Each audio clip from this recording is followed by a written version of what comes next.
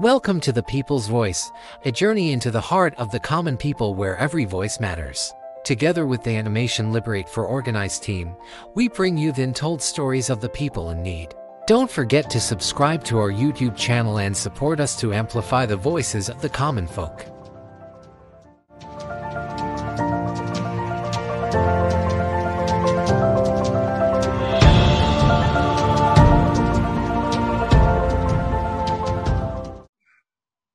আসসালামু আলাইকুম।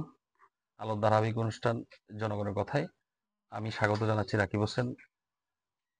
আজ আমরা আছি লক্ষ্মীপুর সদর উপজেলার একটি গ্রামে, যেখানে একটি বুদ্ধি প্রতিবন্ধী বোনের সাথে আমরা কথা বলবো আজকে। বুদ্ধি প্রতিবন্ধী বিভিন্ন জায়গায় রাত্রি জীবনযাপন করত, বিভিন্ন মানুষের বাড়িতে।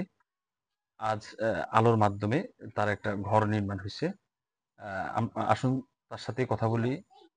সে এখন কেমন আছে, কি করে। সালাম আলাইকুম, কি নাম আপনার? আমার নাম নাজমা আক্তার। নাজমা, কি করেন আপনি? আমি খুঁজে বিচারে খাই। খুঁজি বিচারি খান। যে এই ঘরটা আগে ছিল আপনার? যে আগে ছিল নি?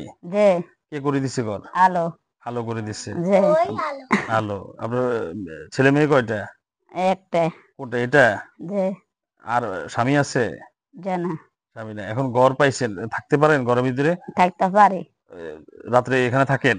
যে সুপ্রিয় দর্শক, তার একমাত্র মেয়ে, সেও বুদ্ধি প্রতিবন্ধী।